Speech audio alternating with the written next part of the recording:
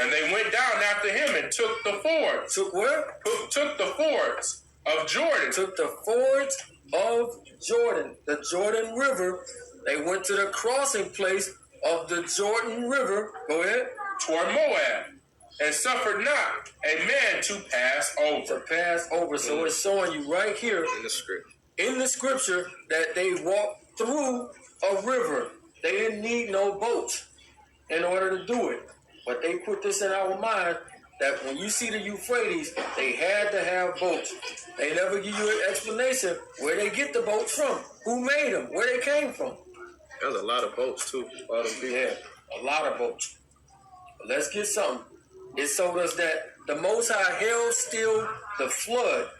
Let's get Genesis chapter 11 and verse 10. Get the definition for this out. Genesis 11 and 10. Genesis 11 and 10. These are the generations of Shem. Shem was 100 years old and begat Arphaxad 2 years after the flood. After what? After the flood. After the flood. Look that flood up for me. It says flood, a deluge, sense of flowing, a flood. A what? A sense of flowing. A flood. So that's the Hebrew word H399. Mm-hmm. All right. Let's get Joshua 24 and 1. I'm going to need you to get this one. Joshua 24 and 1.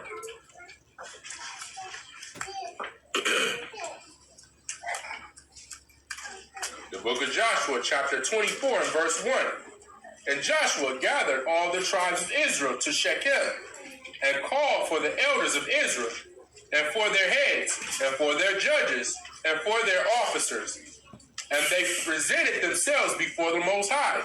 And Joshua said unto all the people, Thus saith Yahuwah, Elohim of Israel, your fathers dwelt on the other side of the flood. On what? On the other side of the flood. So he said their fathers dwelt on the other side of the flood. Look that flood up.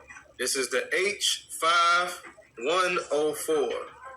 It says a stream. A what? A stream, including the sea, especially the Nile and Euphrates. And what? And Euphrates. And Euphrates. So it says he held still the flood, the river. If you in a boat, you wouldn't be worried about a flood. Anyway, you would. Exactly. You wouldn't want it to be held still, because if it's held still, then the boat will be stuck in mud. So it don't make no sense.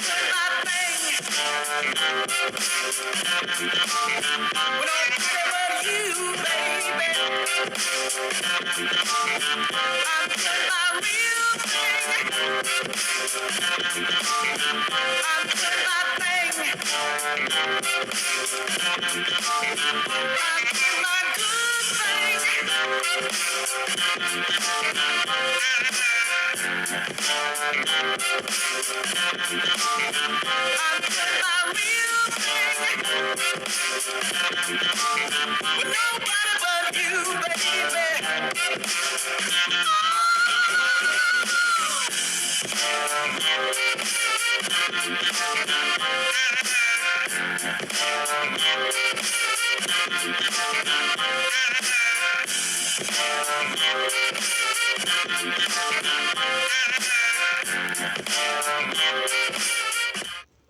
Let's go back to second Esdras and pick it up. Goodness gracious. So that's 1 plus 2. Too easy. Second Esdras 13 Good. and pick it up at verse 45.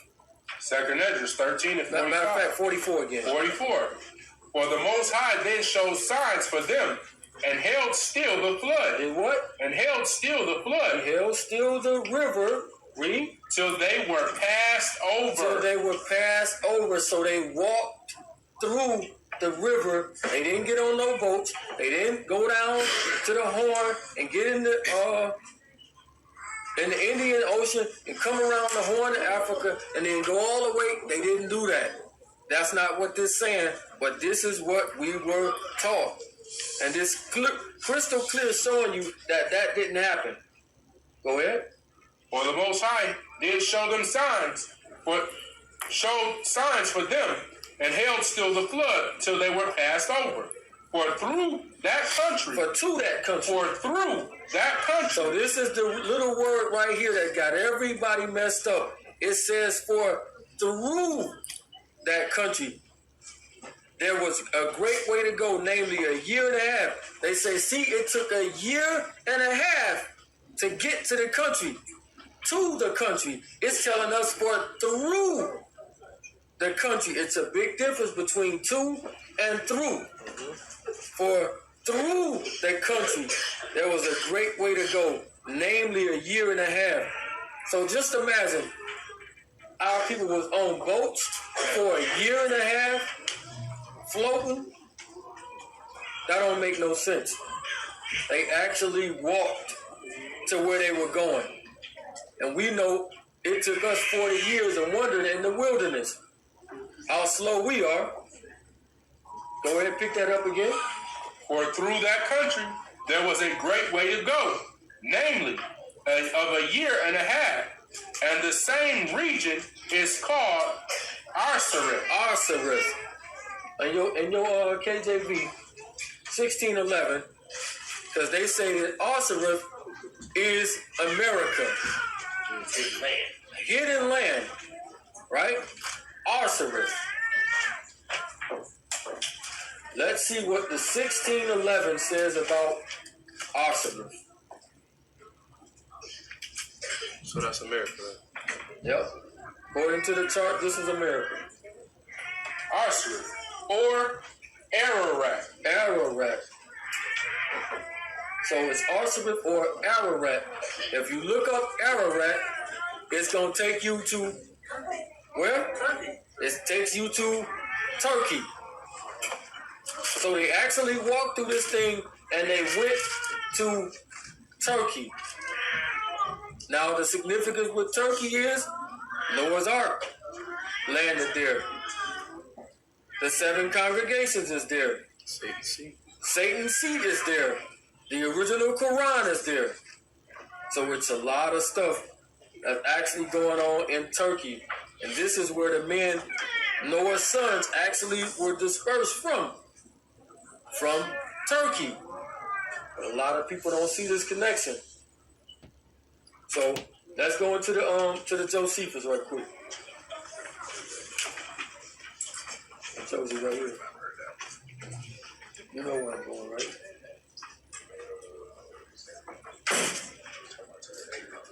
I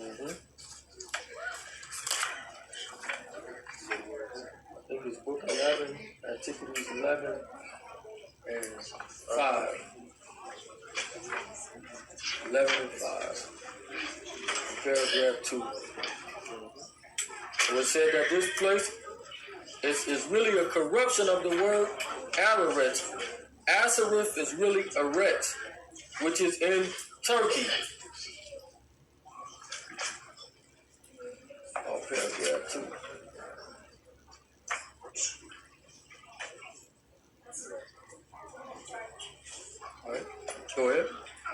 This is Antiquities of the Jews, book 11, chapter 5, and section 2.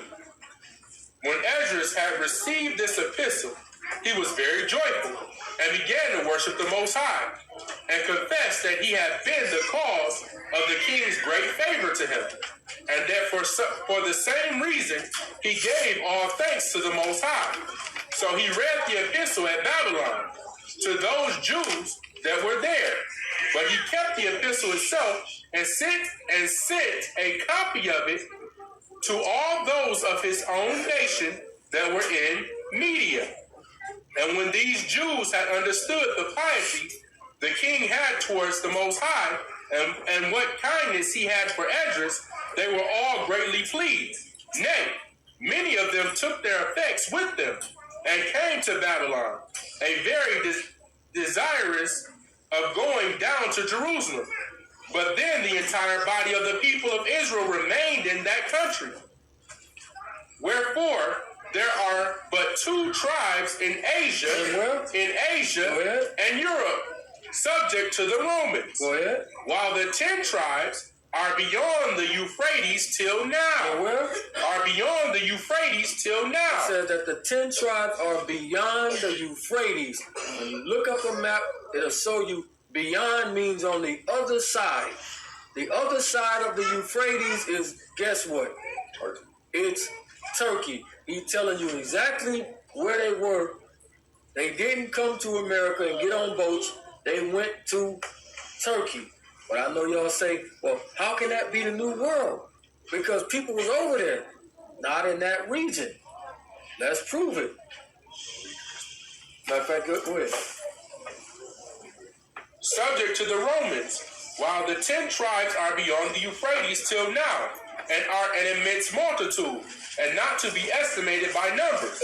Now there came a great number of priests and Levites and porters and sacred singers and sacred servants to Esdras, so he gathered those that were in captivity together beyond the Euphrates and stayed there 3 days, and ordained a fast for them, that they might make their prayers to the Most High for their preservation, and they might suffer no misfortunes by the way, either from their enemies or from any other ill accident.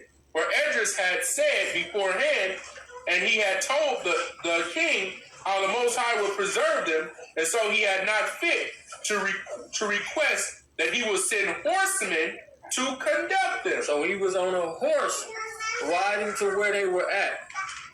He didn't have to get on a boat and come to America to get to where they were at. All right, so keep that in mind. Go ahead. So when they had finished their prayers, they removed from the Euphrates on the 12th day of the first month of the 7th year of the reign of Xerxes, and came to Jerusalem in the 5th month of the same year. So right here is showing you that they was on a horse to get to the 10 tribes right there, and we know that they were in Turkey. Now we're finna go because they says that Columbus used the Apocrypha in order to get to America where the tribes was at. Go ahead, read this. This is called Columbus and the Jews. Columbus and the Jews. In 1492, Columbus sailed the ocean blue, and his interpreter was a Jew whose name was Lou. And that is true. Go ahead. Indeed, it is true. Louis de Torres was not the only Jew who sailed with Columbus on the 3rd of August that year. Columbus' navigator and his doctor were also Jews. Now notice, it's calling them Jews. Read. All 3 and 2 more were Jews who underwent formal conversion to Christianity one day before the voyage began, but were nevertheless viewed as Jews both by other Jews and by the Spanish Christians, Go ahead.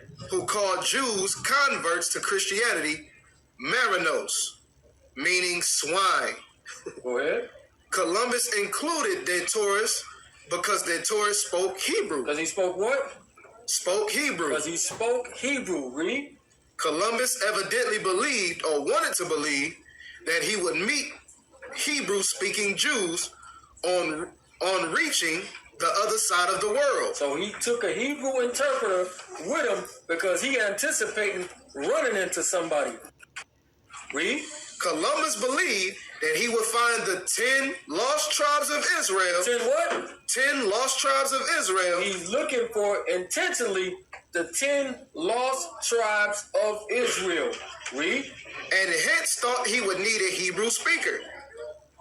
It should be noted the voyage of Columbus was financed by 2 Jews, i.e. Now notice, it's calling them Jews, but they looking for the 10 lost tribes of Israel. Read. Louis de Santiago,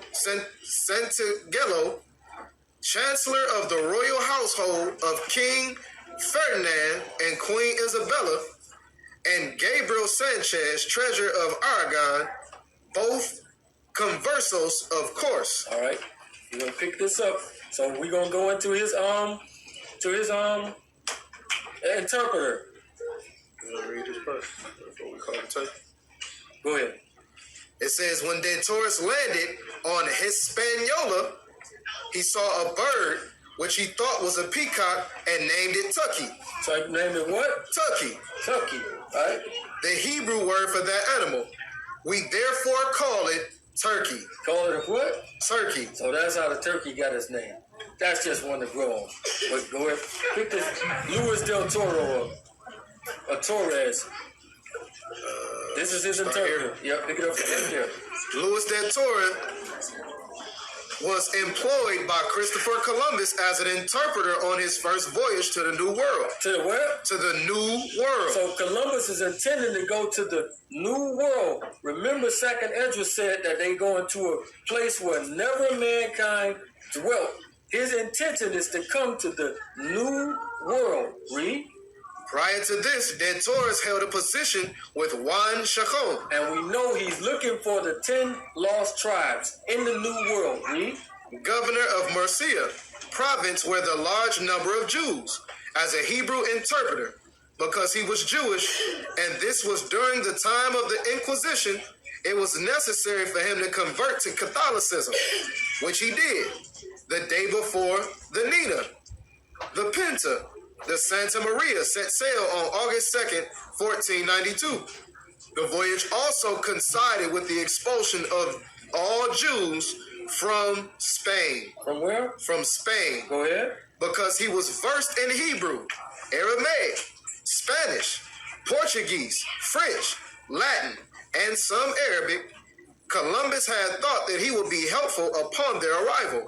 Especially useful would be his knowledge of Hebrew and Aramaic, as Columbus fully expected to encounter Asian descendants of the last tribes of Israel. Who? The last tribes of Israel. Now remember, he's going to the New World. He's looking for the 10 lost tribes of Israel. This is his purpose. Read. After reaching Cuba. After reaching where? After reaching Cuba. After reaching Cuba, read. Columbus, believing they had arrived in Asia. In where? In Asia. So they got lost. They actually thought that they was going to Asia, which is where's Turkey at. So he knew where they was actually at. If you want to use this, he knew exactly where they was at. They got lost and came to Cuba. But he thought that they was in Asia. Bang. Bang. Let's see. Let's see. They smoking that hookah. Let's see why he thought he was in Asia, going where the 10 tribes was at. Let's get Revelations 1 and 11. So Columbus was in Cuba, but he thought that he was in Asia, looking for the 10 lost tribes. Revelations 1 and 11. Revelations 1 and 11. Say, I am Alpha and Omega, the first and the last. And what you see, write in a book, and send it unto the 7 churches which are in Asia. Which are where? Which are in Asia. Which are in Asia. Read. Unto Ephesus, and unto Smyrna, and unto Pergamos, and unto Thyatira, and unto Sardis, and unto Philadelphia, and unto Laodicea. And I turned to see the voice that spake with me, and being turned, I saw 7 golden candlesticks. So right here we see that the 7 congregations is in Asia, because Columbus knew exactly where they was at. He made a mistake and went to Cuba. Exactly. It wasn't on purpose. He was actually going, trying to find them because he knew exactly where they really was at. So now that we know that they at, let's go to Matthew 10 and 5.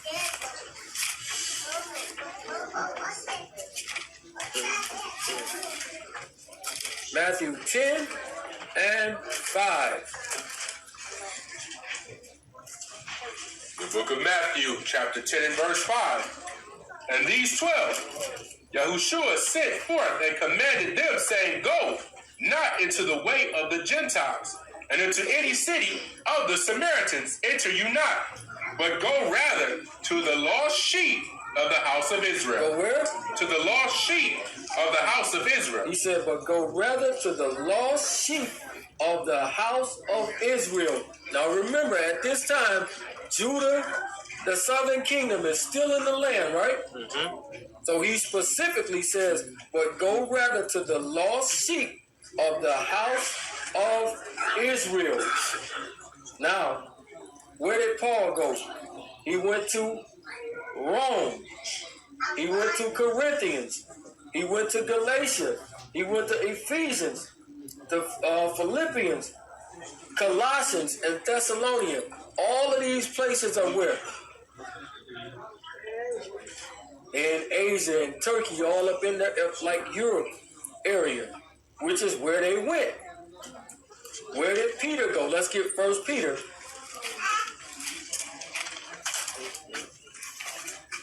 First Peter 1 and 1.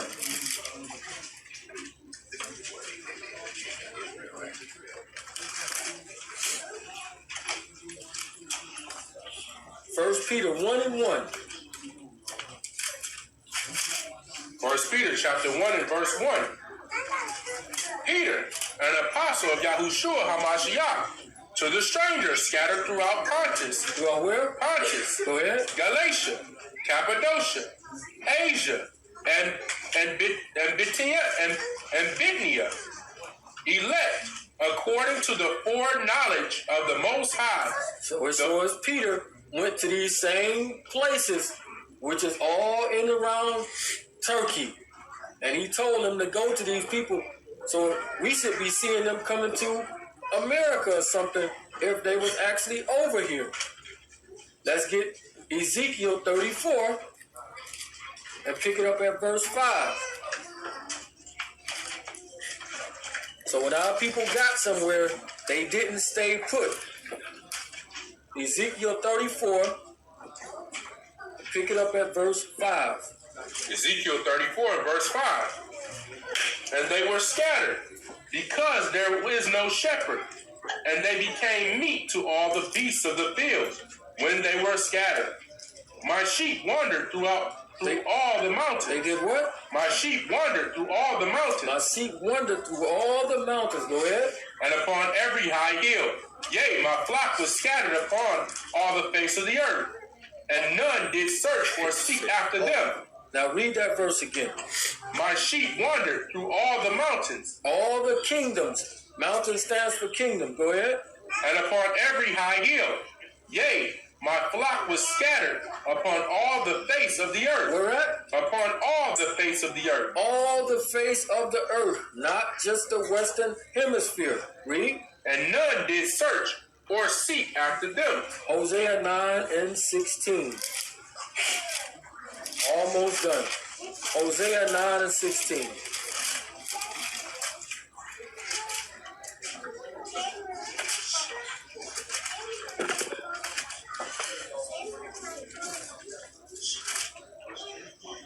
Hosea chapter 9 and verse 16. Ephraim is smitten. Their root is dried up. So Ephraim is the head of the northern kingdom. So it's talking about all of them. Go ahead. Their root is dried up. They shall bear no fruit. Yea, though they bring forth, yet will I slay even the beloved fruit of their womb. Go ahead. My power will cast them away. Will do what? Will cast them away. Go ahead. Because they did not listen unto him, and they shall be wanderers among the nations. They're going to be what? Wanderers among the nations. They're going to be wanderers among the nations, so they don't get somewhere and just stay. They keep moving. This is what it's telling us. So how can you pick a place and say that they are right there? Don't make no sense. All right? Let's handle this cake and the bird. Hosea. Hosea 7. Pick it up at verse 1. Hosea 7:1. When I would have healed Israel, then the iniquity of Ephraim was discovered, and the wickedness of Samaria, for they commit falsehood, and the thief comes in, and the troop of the robbers spoil without. Go ahead. And they consider not in their hearts that I remember all their wickedness. Now their own doings have beset them about. They are before my face. They make the king glad with their wickedness, and the princes with their lies. They are all adulterers, as an oven heated by a baker. So it says they are all adulterers, as an oven heated by the baker. Go ahead. Who ceases from raising after he have kneaded the dough until it be leavened. Until it be what? Until it be leavened. So the best way to be is to be unleavened, right? So he comparing this to sin. This dough or cake, he comparing it with sin. Read. And in the day of our king, the princes have made him sick with bottles of wine. He stretched out his hand with scorners. Go ahead. For they have made ready their heart like an oven. So they made ready their heart like an oven. Go ahead. Whilst they lie in wait. Their baker sleeps all night. In the morning it burns as a flaming fire. So it burns as a flaming fire all night. Go ahead. They are all hot as an oven. They what? They are all hot as an oven. Go ahead. And have devoured their judges. All their kings are fallen. There is none among them that calls unto me. Ephraim have mixed himself among the people. He did what? Have mixed himself among the people. So right here they say Ephraim have mixed himself among the people. So this is where they say how Ephraim and the rest of the tribes got quote unquote light skin and all of this stuff, right? So it says he mixed himself among the people, not with the people, but among them. It's a difference. Go ahead. Ephraim is a cake not turned. So Ephraim is a cake not turned. This means that Ephraim, on one side, it would be burned up to a crisp, and on the other side, it would be dough, right? What could you do with this cake? Nothing. Is ruined, right? You get rid of it. That's what it's actually talking about. It has nothing to do with the color of it. It's showing you that it's good for nothing. He gets rid of it, cast it out. That's exactly what he did with the northern kingdom. He divorced them and moved them away from them. Go ahead, let's keep reading. Strangers have devoured his strength, and he knows it not. Yea, gray hairs are here and there upon him, yet he knows not. The pride of Israel testified to his face, and they do not return to Yahuwah their power, nor seek him for all this. Go ahead. Ephraim is also like a silly dove. But let's say, for instance, that it does mean to intermingle and pollute the seed. Let's say, for instance, that it does mean what they say it means. Read. Ephraim also is like a silly dove, without heart. They call to Egypt as they call to Egypt. They go to Assyria. They go to where? Assyria. So it just mentioned Egypt and Assyria. What color were these two nations? Black. Black people, right? So even if you go and spin it like you're trying to spin it, that they intermingled with them, they still would have intermingled with who? Black people. Black people. So it's still gonna get you on every angle that you're trying to go because you're making stuff up. As you go. Let's get Jeremiah chapter 12.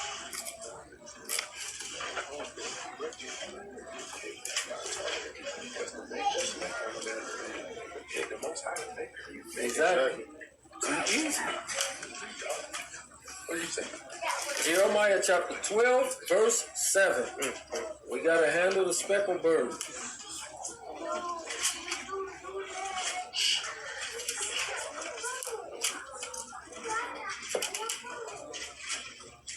Jeremiah 12, and let's pick it up at verse 7. The book of Jeremiah, chapter 12 and verse 7. I have forsaken my house. I have left my heritage.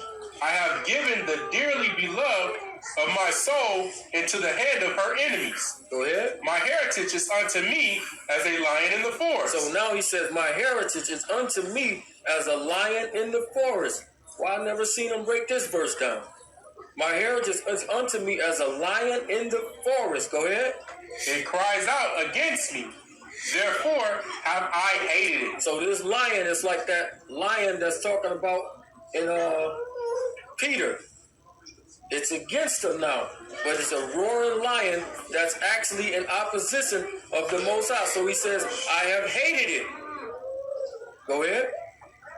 Mine heritage is unto me as a speckled bird. As a speckled bird. Anybody know what a speckled bird is? Or have seen the speckled bird? It's them little birds that be everywhere. The little brown bird. That's when you pull up a speckled bird, it's one of them real little birds. Go ahead. My heritage is unto me as a speckled bird. A little weak bird. Read. The birds round about are against her. Come you, assemble, all the beasts of the field. Come to devour. So the speckled bird is a weak bird that's around vicious birds. Because these birds hate it. Let's see what it's talking about. Hold that. Let's get Revelations 18 and 2. Because it says, my heritage is unto me a speckled bird, that the birds round about are against her. We know that the round about means surrounding people. Go ahead, Revelations chapter 18 and verse 2.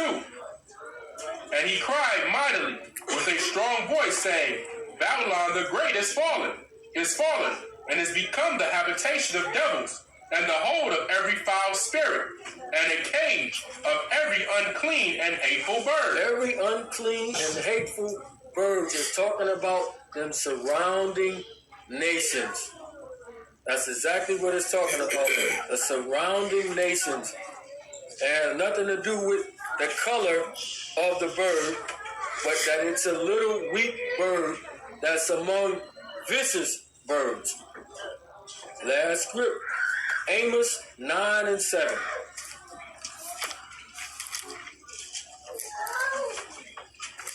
And we got one more thing from this historical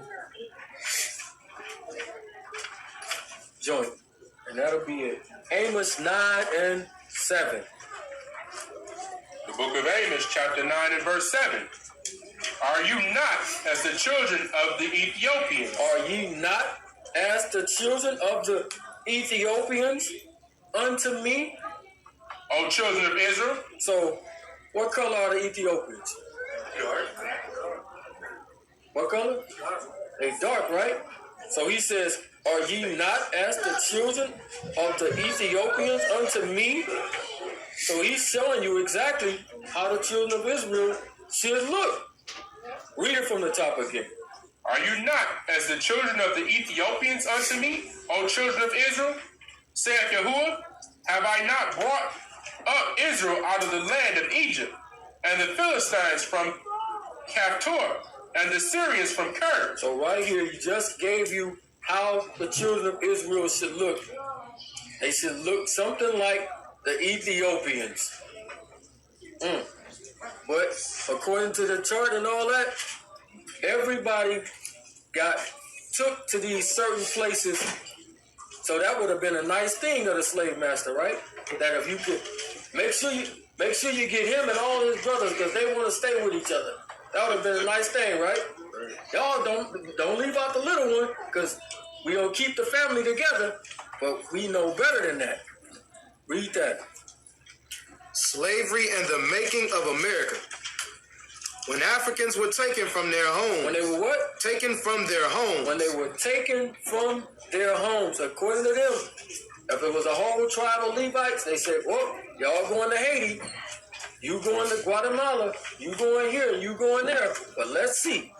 When Africans were taken from their homes and forced into slavery, they were separated from their mothers. They were what? Separated from their mothers. They were separated from their mothers. And who else? Fathers. And who else? Sisters. Who else? And brothers. Who else? And were torn from the extensive kinship network. So they purposely, if you was with somebody that spoke the same language as you, same tribe as you, your family, they deliberately sent you somewhere else.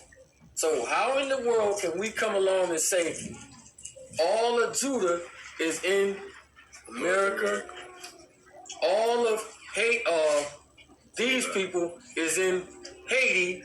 We can't say that because it's telling us right here that they purposely separated you.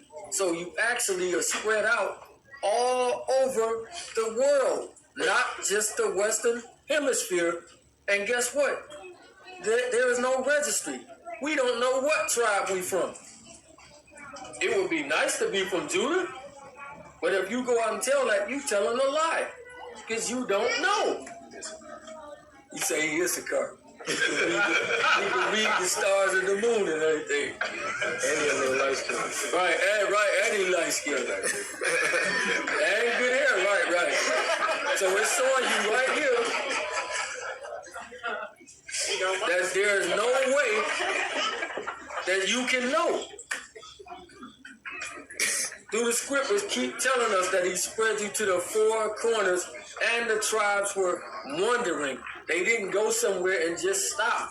So you can go and look at them, the Igbo tribes and all of them different ones, and it'll show you how they started here. Then they migrated. Then they kept migrating. And they kept migrating until finally they got somewhere. They didn't just stop. So, according to this, that 12 tribe chart is pure. I'll let somebody else say it. Say it again. Say it. BS. That's exactly what it is. It's toilet paper.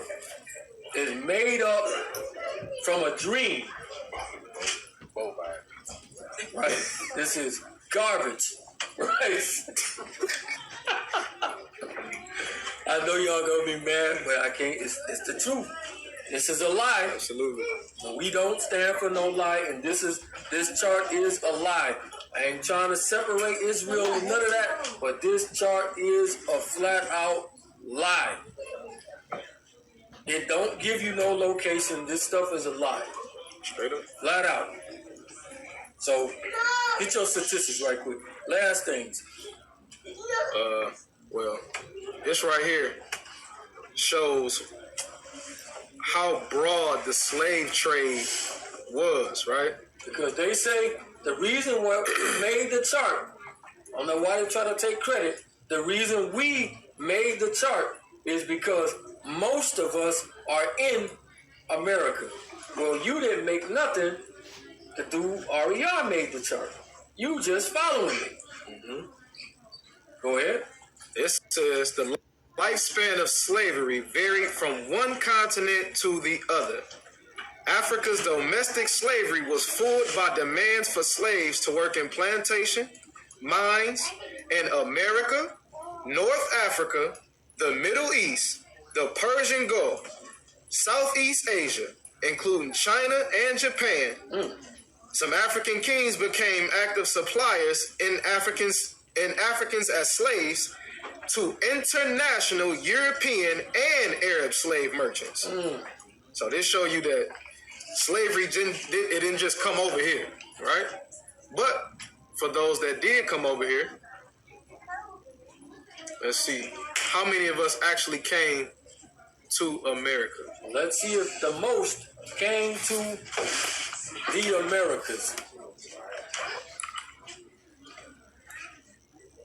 As they teach.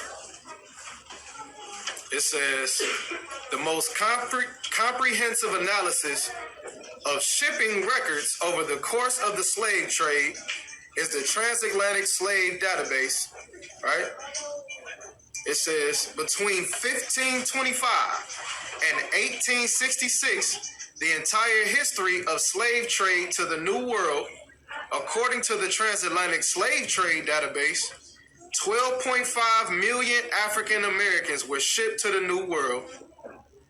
10.7 million survived the Middle Passage, disembarking in North America, the Caribbean, and South America. And how many of these 10.7 million Africans were shipped directly to North America? Only about 500,000. Now, I give you what? 500,000. Out of 10.7 million, only about 500,000 came to North America. But they say that the most of us came here. So the chart is reflective of that. You see, that's a lot. Now this is the trans-Saharan slave trade, the one that we was talking about a couple weeks back. Now this said that in the transatlantic, 12.7 million was shipped over here. 10.7 million made it. 500,000 of us actually got into North America, right? Others were placed in Brazil, places like that, whatever, right? So now in the trans-Saharan slave trade, which is still going on to this day, when it started, it says they estimate that close to 18 million people were enslaved between 800 and the 1900s, right? They were sold, they were captured, brought, and sold, and forcibly dislocated from their homeland to serve the Arab elites. To serve who? The Arab elites. Arab elites, the one that nobody seen know nothing about. Read. Throughout the Middle East, North Africa, and various domestic and military captivities, right? So this looked like all over the world. The transatlantic brought a lot of us over here, but this slavery right here was 18 million. It was more over there, according to this. So the Arabs were in cahoots. Well, they traded with a lot of people, right? So I don't know. Have anybody ever heard of the Indian Ocean slave trade? You heard of that, right? So with the Indian Ocean slave trade, not only do we have to the Americas, to those parts of Africa, all these places, right? Now through the Indian Ocean, we went to the Madagascar. We went to Mozambique. We were trying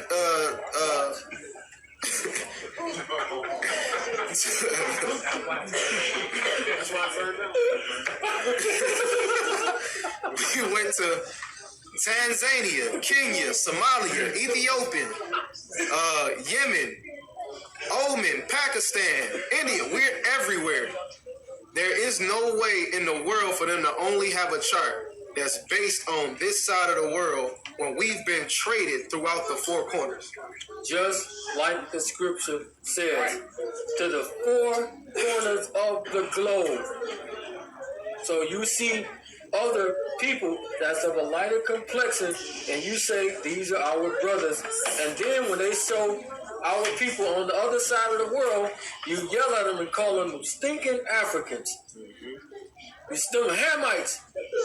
He looked just like you. So when we was in Egypt, who did they commonly mistake us for? Nigerians, which is where a whole bunch of people that the Muslims is killing up right now. Boko Haram, I think that's what it's called. Killing up a gang of our people. So with that, we see that chart is 100% false. Get it out of here. I wanna say something too on that chart thing.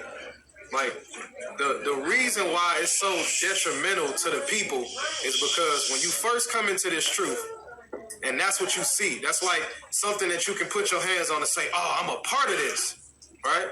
So it don't become about keeping the commandments of the Most High. It's just about you being a part of Israel. You know what I'm saying? So my aunt posed the question: if you found out that you wasn't Israel, would you still serve? People were pissed off because a lot of people couldn't handle that. You know what I'm saying? Whether you Jew or Gentile, your obligation is to the word in order to get salvation at the end of the day. So this chart has given people a false sense of hope that they gonna be saved. Because again, they teach, you got some that teach all of Israel is gonna be saved. Only Israel is gonna be saved. Both of those are lies. You know what I'm saying? You can be wicked as all outdoor and bear the name of our forefather Jacob and be cast in the head. You know what I'm saying? You can also be a Gentile and keep the commandments and be saved. This chart has been horrible, not just for the children of Israel, but also for the Gentiles. So we got to get this up out of here. You know what I'm saying? Absolutely. So with that, any questions? Go ahead. It's one book I came across, Lost Tribe of Promised Land, and Montezino, I know the story. When he went inland and he came across an Indian woman speaking the Hebrew Credo, and she said that she had relatives that were on other islands.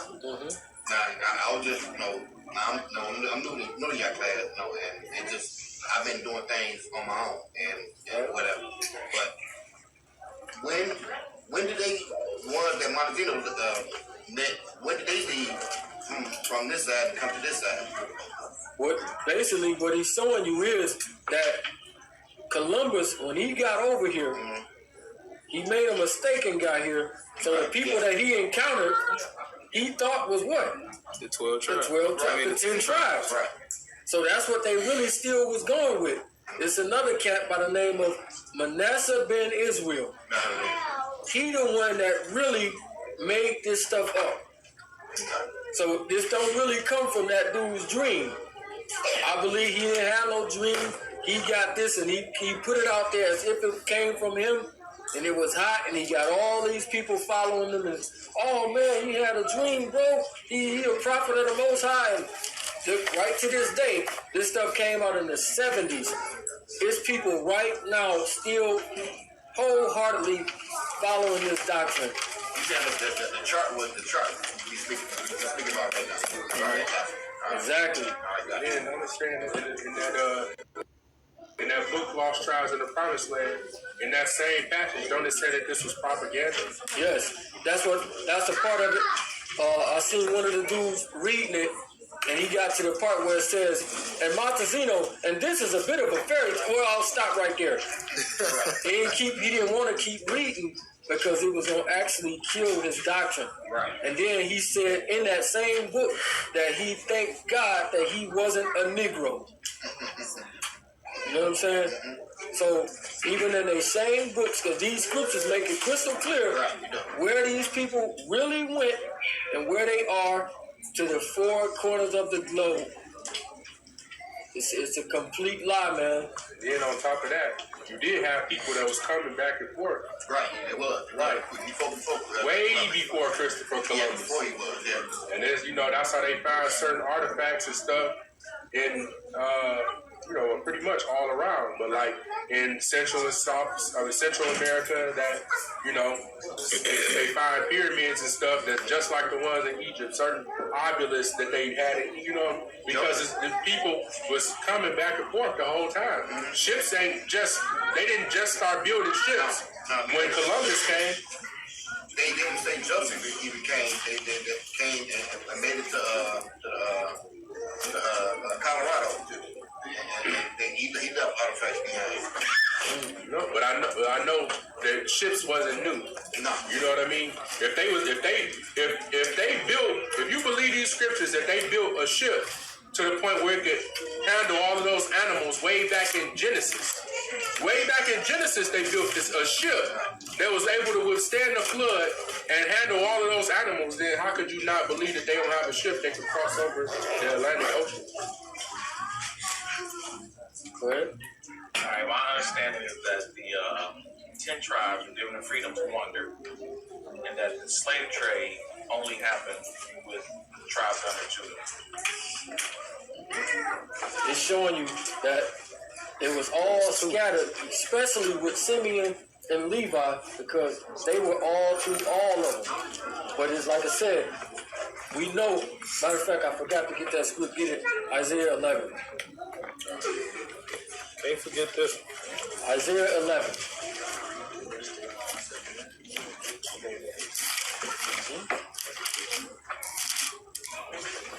Isaiah 11 and 11. The book of Isaiah, chapter 11 and verse 11. And it shall come to pass in that day, And what day? in that day, Go ahead. that Yahuwah shall set his hand again, the second time, to recover the remnant of his people, which shall be left from Assyria, from Egypt. From where? From Egypt. This is the scripture that convinced us that we needed to go to Egypt. And me and your big homie right here, we packed our families and took them on a long ride and went to the other side of the world trying to flee the destruction. This scripture right here is one of the key ones. See, he ain't gonna get you from nowhere else. He gonna get you from over here. So you want to be close to the land as possible. Shorten the Most High's arm. Read. And it shall come to pass in that day that Yahuwah shall set his hand again the second time to recover the remnant of his people, which shall be left from Assyria, Go ahead. from Egypt, from Pathros, and from Cush, and from Elam, and from Shinar. And from where? From Shinar, Babylon, the original one. Read. and from Hamath, and from the islands of the sea. So he just told you, he named off all of these places where the children of Israel are at. Go ahead. And he shall set up an ensign for the nations, and shall assemble the outcasts of Israel. Who? Of Israel. Just let us know the verse before where they was actually at. From Pathros, Cush, Egypt, all of these different places. Read. And gather together the dispersed The of what? the dispersed The dispersed of who? of Judah From where? from the four corners of the earth. From the four corners. So he let you know directly that Judah, in particular, the southern kingdom, which we know the Levites and Simeon also was a part of that, to the four corners of the globe. So primarily, the northern kingdom is really pretty much over there in the Middle East, in Europe, and quote-unquote Africa. A lot of them are right up in there, and yes, some of them are over here as well. So, what you got? Read it. Keep reading. Go ahead. The envy also of Ephraim shall depart, and the adversaries of Judah shall be cut off. Ephraim shall not envy Judah, and Judah shall not vex Ephraim. So, how does that take place? He says, You read dirty that last African. part again. Ephraim shall not envy Judah, and Judah shall not vex Ephraim. So the people in Africa, our people are over in Africa, they watching stuff on TV, and they seeing us with the basketball players and the entertainers, and it looked like Judah is, the southern kingdom is doing it. This makes them what? Envious or jealous. And then over here, we looking at them as if, like they say, y'all dirty, stinking African booty scratchers. All of this stuff that they've been putting on the people on that other side of the world, calling them this, and it's vexing them. Then they have known who they are for years. All of a sudden, in the 60s and the 70s, a group pops up and makes a chart. They know who they are for years and say, y'all ain't included in it. How did that make them feel? They vexed, because I done talked about 3 of them, and they all say the same thing. We hate American Israelites because they don't include us. They call us Hamites. Right. That's how it's being vexed. Did you finish that? But they shall fly upon the shoulders of the Philistines towards the west. They shall spoil them of the east together, and they shall lay their hand upon Edom and Moab, and the children of Ammon shall obey them. And Yahuwah shall utterly destroy the tongue of the Egyptian sea, and with his mighty wind shall he shake his hand over the river, and shall smite it in the 7 streams. 7 streams. And make men go over dry shod. What? Make men go over dry shod. Over dry shod. He held still the flood, and they went to the narrow passages of the Euphrates.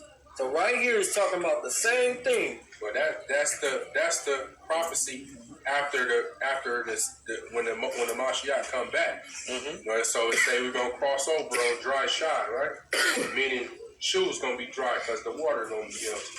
Now this going back to 2nd Ezra 13, and I'm gonna keep reading from where we stopped earlier. Verse 47. And the highest shall stay still, shall stay the springs of the stream again, that they may go through. Therefore sawest you the multitude with peace. But those that be left behind of your people are they that are found within my borders. So what this is, so